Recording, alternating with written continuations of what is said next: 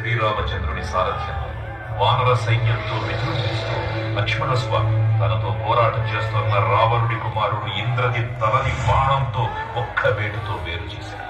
ఇంద్రజిత్ మరణవార్త విన్న రావణుడు ఆవేశంతో ప్రతీకారం కోసం పాతాళ లోకాధిపతి తన సోదరుడు అయినటువంటి మహిరావణుడి సహకారం కోరాడు.